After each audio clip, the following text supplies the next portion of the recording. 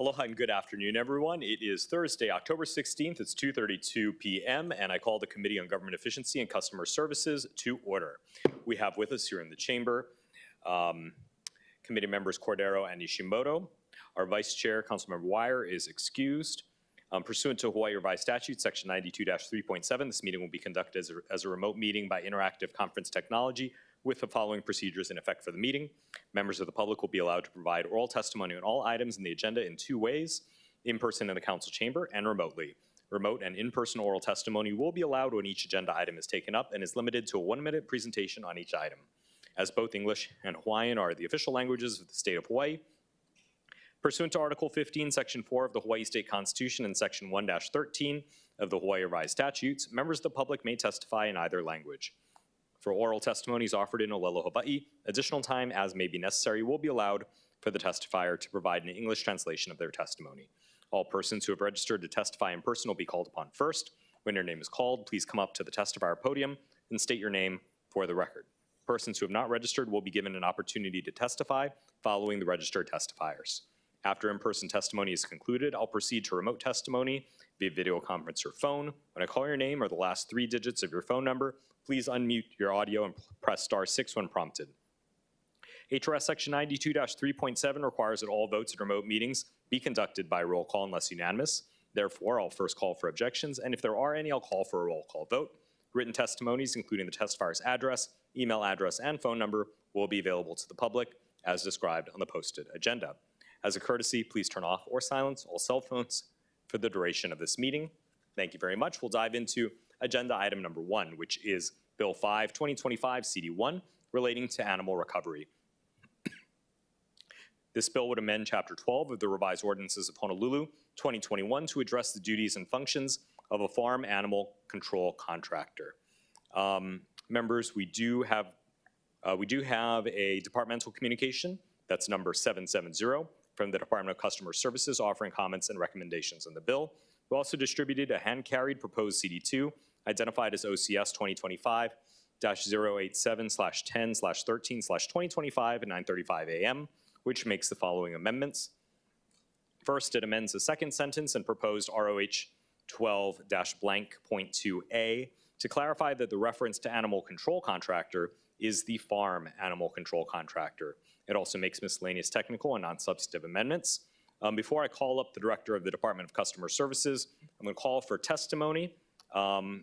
Is there anyone here in the chamber, either registered or remote, registered or standing by, or anyone remotely registered or standing by to testify? Chair, there are none. Okay, there being none, we'll bring up the Director of the Department of Customer Services for any comments from the administration. Hi, good afternoon, Chair Dos Santos, Tam, members. Kim Hashiro, Director for the Department of Customer Services.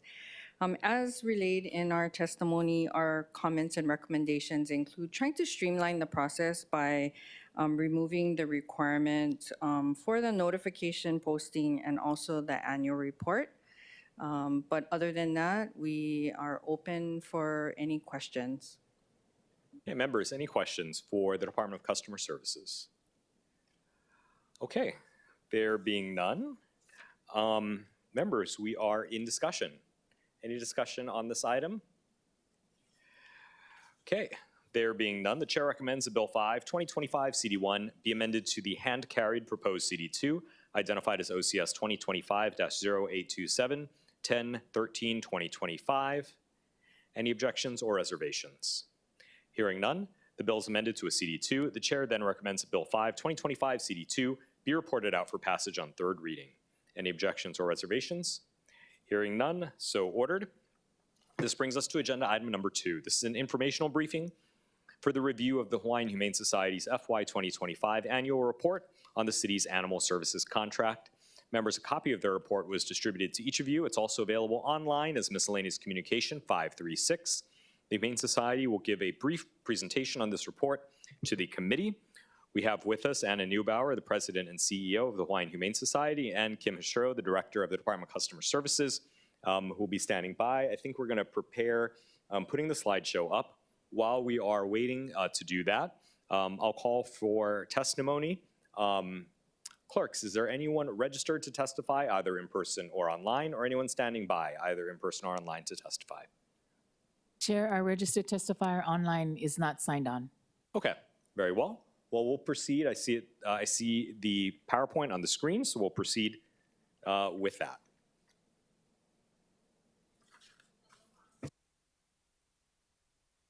Aloha, I'm Melissa Pavlicek. I serve on the board of directors of the Hawaiian Humane Society, and I asked Anna if I could just say a brief word to underscore that the board is in deep appreciation of our collaboration with the city agencies as well as the city council.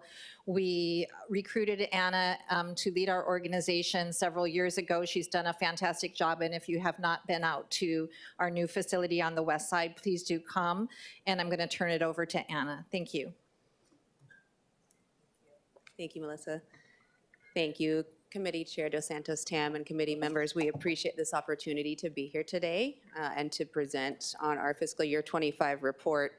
So we have the PowerPoint presentation up. Happy to answer questions along the way.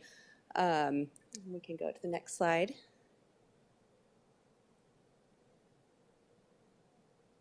Perfect. So I wanted to give a brief overview of the Hawaiian Humane Society, just in case there are any folks in the audience that are not familiar with us. So we've been around for quite some time. So we were established in 1883, and we have been advocating for animals ever since. And we advocated for the creation of the city's pet animal spay neuter program in 1985.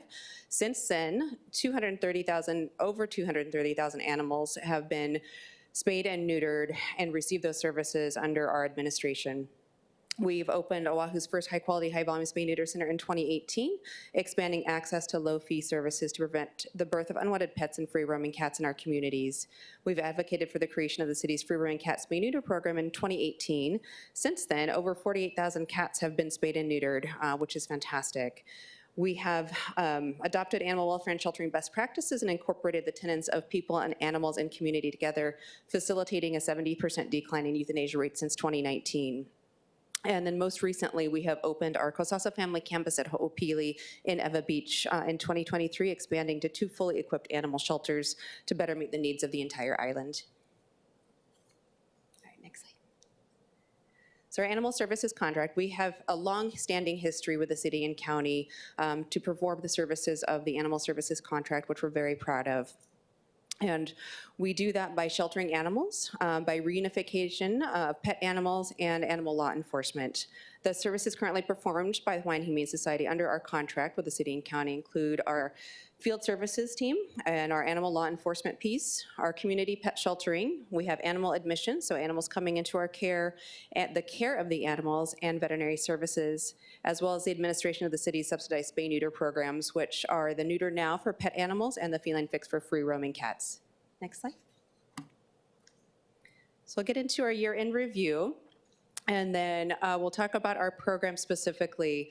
And then just to orient everybody, we have added programs on here that are funded by the city and county, partially funded by the city and county, and then several programs that are not funded but that we provide alongside the work that we do for the city and county.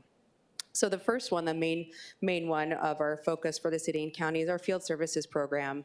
This is a program that you see our vans around in the community every single day. We're addressing community concerns, animals in distress, wellness checks, free roaming cats. We're investigating cruelty, neglect, dangerous dogs, animal abuse. We provide assistance to the police department. We do case holds for animals going through the court system. We do citations, and then we also are disaster preparation and response for the city and county as well. We're part of the EOC. So last year alone, in 2025, we had over 3,300 cases, 473 warnings, 47 citations, 452 rechecks, and traveled over 100,000 miles across this island. Next. So our animal admissions program, we are the official pet lost and found for the island. So we accept animals that are ill, injured, and provide the care for those animals. We do accept any pet, so whether it's a dog or cat, we have guinea pigs and rabbits, regardless of their breed, their age, or their condition, they can come into our care and receive the care that they need. Animals come in that are lost and stray, but also animals that owners can no longer keep for a variety of reasons. We also provide what are called owner-requested euthanasia or end-of-life services, and oftentimes those are for folks that don't have a regular veterinarian. We do a lot of intake diversion work, and that means we try to keep animals out of the shelter as much as possible and provide resources to the community members in need. And then we do transfer animals in and out from other organizations. So last year, over 12,000, nearly 13,000 animals were welcomed into our shelters. So that is quite a few animals coming in every single day. Next slide. Our veterinary services program. For our shelter animals, we provide emergency and critical case triage. We do a lot of medical examinations and diagnostics, dental surgeries, spay-neuter surgeries, and a large variety of non-routine surgeries, so lumps and bumps, wound repairs, things like that. 50% of our contract covers this service. We performed over 64,000 health examinations last year, over 24,000 vaccinations for animals, over 12,000 spay-neuter surgeries, 63 non-routine surgeries, and 361 dental procedures. Next slide. Our public spay-neuter program. We spay and neuter owned animals. We also spay and neuter the free-roaming cats. So part of this program and part of the Feline Fix and Neuter Now programs are partner veterinary clinics. We're not the only provider of this program. So Blue Cross Animal Hospital, Catbird Vet Mobile Hospital, Cat Friends, our spay neuter centers, of course, Kapolei Pet Hospital, Oahu SPCA, and Ohana Veterinary Hospital. So these are important partners for ours to be able to provide capacity in our community. That being said, we have seen a reduction in veterinary clinics providing support to these programs, and so that's something I'm happy to chat about later on as well. Over 8,000 animals were spayed and neutered with city subsidies, so that's something to be incredibly proud of. 3,615 additional owned animals and free-roaming cats were spayed and neutered with donor funding at our clinics as well. All right, so the animal care. So every single animal that comes into us needs a variety of care, whether it's a cat or a dog or a rabbit or a guinea pig or a bird. We have to be ready for all of them. So we provide a clean and safe environment, food and water. We monitor their health every single day. We provide enrichment and foster care opportunities. We have a behavior team and a behavior program that trains volunteers as well as staff. We provide behavior support plans for animals in need. We monitor the animal's behavior on a daily basis, and we provide enrichment to the animals in our care. So 100% of our contract covers just the basic care of the animals, and then we have donor funding and grant funding that supports the behavior services that we provide to the animals in our care. Next slide. Our foster program. So we have a robust foster program. This is not part of our contract with the city and county, but this is part of the work that we do to be able to help more animals in need. This provides animals recovering from illness or injury, animals who need time to just grow and be a little bit bigger before they're able to be spayed and neutered and adopted into new homes. We have volunteers that provide the care of our foster program, and we provide all of the supplies and medical treatment that's needed. So again, this is all donor or grant funded, and over 1,600 animals benefited from foster care in fiscal year 25. Our adoptions program, which is one program that many people are most familiar with our services. We have adoption opportunities for all of our animals at both of our campuses as well as off-site locations across the island. We also have pop-up events at different locations across the island. We have a couple different programs, couch crashers, lap crashers, that can provide sort of a foster to adopt home environment. And then we have our new field trip program called Ilio Explorers. None of this is part of our contract with the city and county. This is all donor and grant funded, as well as fees for service. But we were able to find homes for 3,534 dogs, 3,700 cats, and 386 small animals, which includes birds and turtles as well. And that was last fiscal year. Our education program, this is a robust program that we've been providing for many years to our community, and we educate our Keiki Tukupuna Teens for Animals Council as a year-long program for high school age students to provide a better, deeper understanding for how they can become animal champions and advocates and what they can do and potential future careers for them as well. We have developed a Keiki Critter Summer Camp over the past 2 years at our Kosasa Family Campus in Eva Beach. We participate in the summer fun programs every single year, and we provide adult and youth education all throughout the year. We're in many of the public schools as well as private schools across the island. Again, this is all donor and grant funded. This is not part of our contract with the city and county. We were able to provide education to over 25,000 adult and youth last year. Our outreach program. This is an exciting program, and we work in a lot of different communities, but we've had some recent focus on West Oahu with our outreach program, but this encompasses several different pieces. Part of that is our pet food bank, our pet visitation, pet loss support opportunities twice a month. We provide wellness clinics to pets and their families in need in Waianae, James Campbell High School, and Windward Community College. We also have council outreach support. We've been working with Councilmember Tupala in her area to provide support to homeless encampments. We have targeted spay-neuter emergent veterinary care grants to support folks in need. We do pet identification, and we are a member of Partners in Care. And this program in particular is 100% grant and donor funded. We have a large grant that's helping us do some more work on the west side of our island. We did, last year in fiscal year 25, we had 12 offsite wellness clinics, and wellness clinics are where animals get examined, they get their basic vaccinations, deworming, and flea and tick medication. 316 pets were served at these clinics. At our pet food banks, over 52,000 pounds of pet food was distributed, and almost 15,000 animals were served through all of our outreach efforts last year. All right. And our contract funding, so fiscal year 25 revenue and expenses. You can see on the left side is our contract revenue, and that is set every year. And the majority of our contract funding goes to the care of the animals, our veterinary services, field services, the animals coming into us, spay-neuter work, and then some overhead, such as utilities and things of that nature. And then you'll see on the right-hand side is our operating expenses, which does far outpace our revenue coming in. The care of the animals is quite expensive, and providing advanced medical care is getting more and more expensive. So we wanted to highlight that. We can go to the next slide. So I want to talk a little bit about sort of looking ahead and specific work with our spay-neuter center and as well as free-roaming cats and some spay-neuter cuts that happened in fiscal year 25. So our Neuter Now program, which is for pet dogs and cats, more than 230,000 pets were spayed and neutered since 1985. In fiscal year 25, 523 dogs and cats at a cost of $60,000 were spayed and neutered. That's a decrease of 48% over fiscal year 24 when we had $120,000 in funding for the program. The Feline Fix, which is for free-roaming cats, more than 48,000 free-roaming cats have been spayed and neutered since 2018, which is incredible. Last year, 7,885 were spayed and neutered at a cost of $215,000, a decrease of more than 17% over fiscal year 24 when we had double the funding. And we have a little asterisk here because we have a lot of donor subsidies for some of these care, and so we're able to continue these programs when city funding runs out, and that's what we were able to do last fiscal year as well. The good news is in fiscal year 26, that funding has been restored, and we appreciate that. Thank you. So 2 years ago, we commissioned a study with Ward Research to sort of get a gain of the attitudes, the public attitudes toward Hawaiian Humane Society and animal-related issues in particular.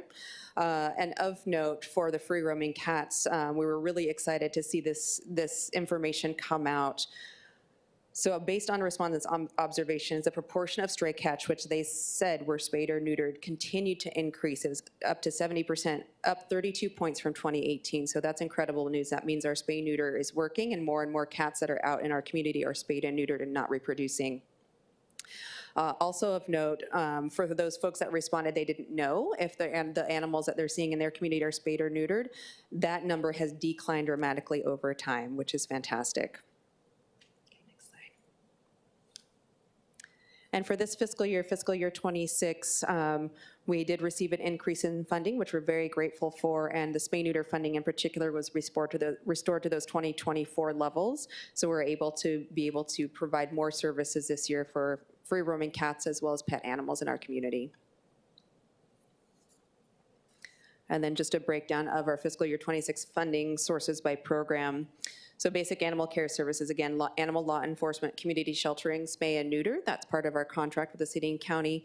And then our donor funding, sort of the proactive community work that we've talked about, advanced medical care, behavior and enrichment, education, community outreach, surrender prevention, foster care, adoption, transfer program, the non-city subsidized spay neuter, so the donor funded spay neuter, and then our advocacy efforts.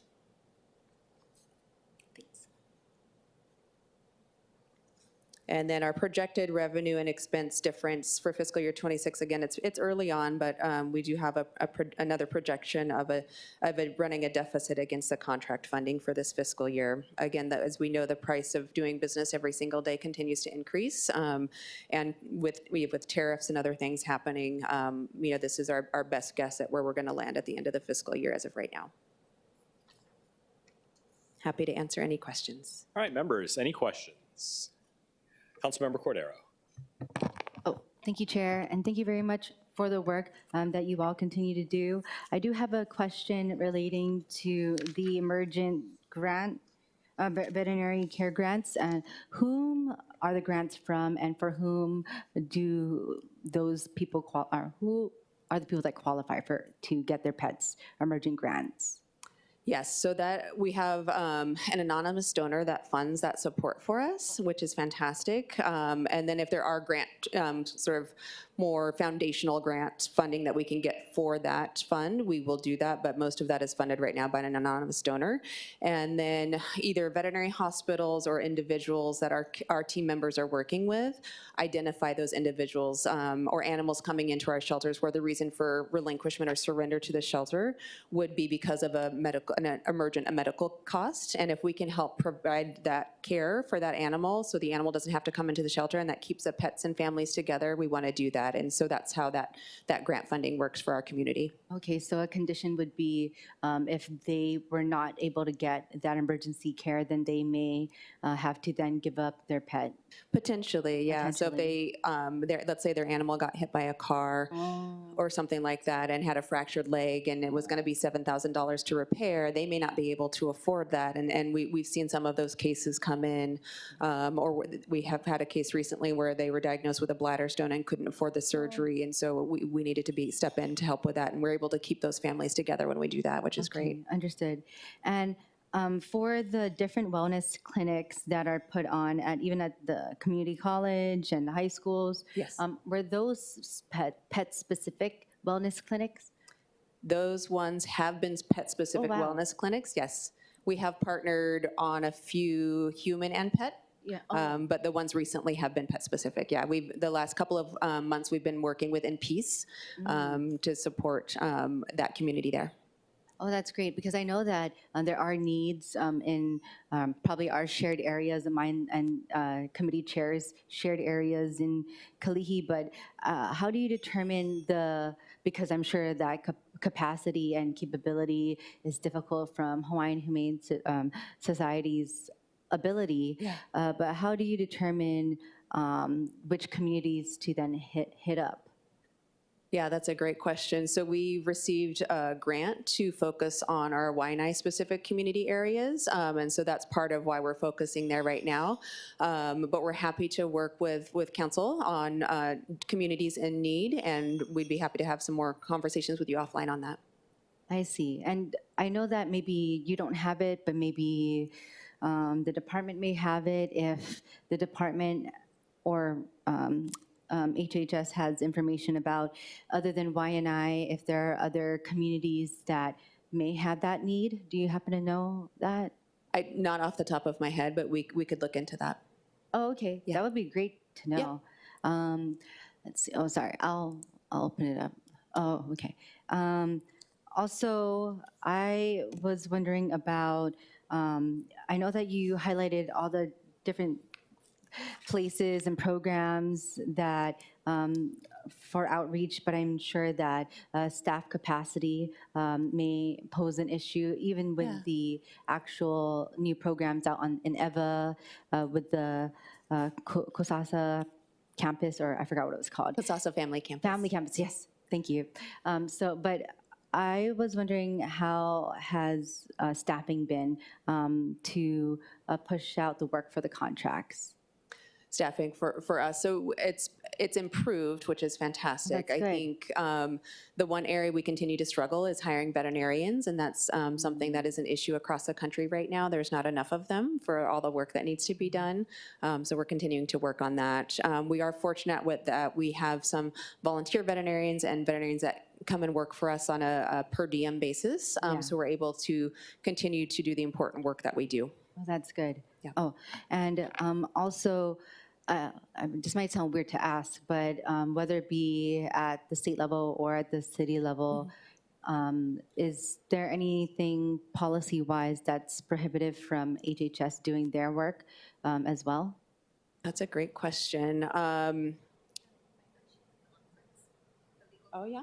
So there are some opportunities for us to improve or change or update laws. And so we are, and enforce laws as well. And so I would say that's one area that is a struggle for us, where we have animals that are victims of cruelty and neglect, or dangerous dog cases, and they're not prosecuted in the way that they need to be prosecuted. And so we have partnered with National Animal Care and Control Association to put on an animal laws conference in January here on Oahu. And so it's going to be a 2-day conference. The first day is going to be talking specifically about animal laws.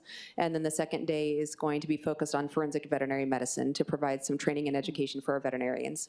Okay, so Animal Laws Conference in January. In January 8th and 9th. January 8 and 9, Yeah. okay. And are the opportunities mainly at state side or city side? For policy, or both? Yeah. Okay. Okay, well, I look forward to, I guess, what those discussions lead towards on January 8 and 9. But Yes, thank you absolutely. again Thank you. for the work that you all do at Hawaiian Humane Society. Thank you. Thank you so much. Thanks, Chair. Okay. Building upon Councilmember Cordero's question about whether the policies are city side or state side, are there any immediate policies that could be changed on the city side that would help the Humane Society either with its operations or help prevent cruelty to animals? Yeah, I think that there are things that we can strengthen, and I think we have a lot of laws that can help us do our work, and our team members as well as HPD do enforce those. I think where we struggle a bit is then the prosecution. And so that's, again, why we're wanting to start with education and really helping everyone understand the importance of prosecution, as animal crimes can lead to human crimes. Animals deserve justice just as much as people do, but oftentimes when we don't prosecute for animal crimes, it can lead to future human concerns and human crimes, which is of concern. Yeah. I wanted to turn to the spay and neuter issue.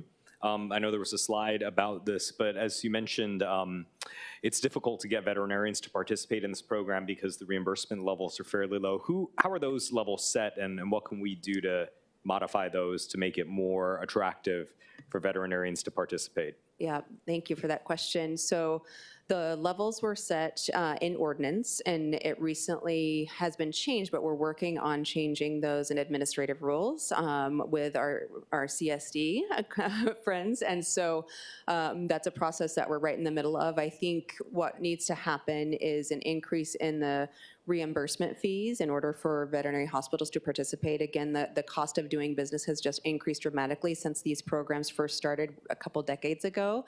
The fees for service have not changed since then, and so we need to really update those fees to allow better participation, which will expand capacity and allow more of our community members to provide these services to their animals and have more animals spayed and neutered. And then on that note, what's the limiting factor to the number of certificates that can be given out? Is that simply a function of budget, or is there also just an overall veterinary capacity issue? It's a little bit of both. So a function of budget, so we only have so much every year. And so once that's exhausted, we can no longer give those certificates out. We do have some funding that can help sort of offset when we run out of city funding. But of course, funding is of most importance. So I think that would be the critical piece, is that we increase the funding levels, because if we're going to increase the reimbursement rates, we would need to increase the overall funding levels to match that, so we don't reduce the total numbers of animals being spayed and neutered as an offset. Okay. Members, any other questions? Okay. I did want to ask if Director Hashiro had any comments from the CSD side about the contract with the Humane Society, or other things that we can maybe work on in terms of different pieces of the animal services contract, including the fees and other things. I think over the years, what we've seen is the funding levels and the cost increases, right? So as Anna explained, even though we increase the levels for the reimbursements to the veterinary clinics, we still have a finite amount that we can expend. And if we don't balance that, we're going to reduce the number total, right, for those services. So I think that's the number one issue that we're faced with. We have had conversations with the Humane Society on trying to help support overall funding increases, not just through city funds, but other means. We do have a license plate program that we've worked with them on. There's a current org plate, which provides $20 per plate every year. And they recently approved designs that we're gonna put out to the community, and with a fresh look, and hopefully increase participation. We have seen other organizations really take advantage of this program, and they have large numbers of participants. So that's one way that we can help to support. Also on our public communication team side, because we have various resources, we've also offered that to the Humane Society to help promote their programs, and including our license plate program. Members, any questions for CSD? And then I did want to pick up on the admin rule side. It was mentioned that this is in process. Can you give us a timeline or some indication of when this might be resolved? So we've been working with CORE on this, and have drafts submitted into them for a while now, and continue to work with them. I think they are also resource limited, but we're hoping to take action on that and at least start that public hearing process. I'd like to have that happen before the end of this year. Yeah, I would too. I think it's important, and then we can start the next budget cycle fresh as well with the new fees and all of that. Yes. Okay. Sensing no further questions, thank you both, and thank you to the Humane Society for the presentation.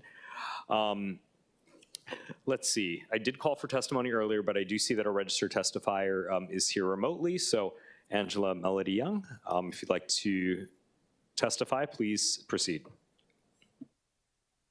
Hello, Chair. Angela Melody Young, testifying on behalf of ROAR, Rescue of Animal Rights. And yes, so super happy that Humane Society was at Children and Youth Day. We were next door to them in the animal sanctuary zone that I organized with Senator Susie Chan Oakland for 32 years of Kiki activities. So good job. And so, you know, what we're doing is increasing awareness about dog-friendly and cat-friendly spaces, as well as just cultural awareness for our generation, which likes to adopt kitties and puppies. And so the community impact then is the major influencers for like pushing forward advocacies, such as for funding and for trap and neuter programs and funding for veterinarian care. It's very important policy-wise, because what's limiting the work in rescuing cats is not enough funding. So if you're not aware, Hawaii is not a no euthanasia state. Hawaii euthanizes. So facilities that run out of funding, do you know what happens to kitties and puppies without funding? Okay, I'll leave that to your imagination. Policy-wise, things that are not organized is a lack of pressure on animal abusers. it's a hard topic to deal with because nobody wants the pressure of having to stand up to defend kitties and puppies to be in the public eye on television.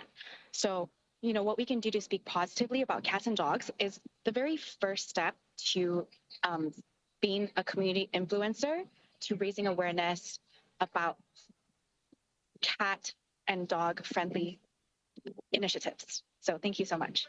Thank you, members. Any questions? Okay, hearing none. Clerks, is there anyone else standing by to testify? Chair, there are none. Okay, there being none, having heard the presentation as well as taking testimony on this matter, there's no further business on this agenda. And so we'll adjourn this meeting. It's 3:06. Thanks, everyone.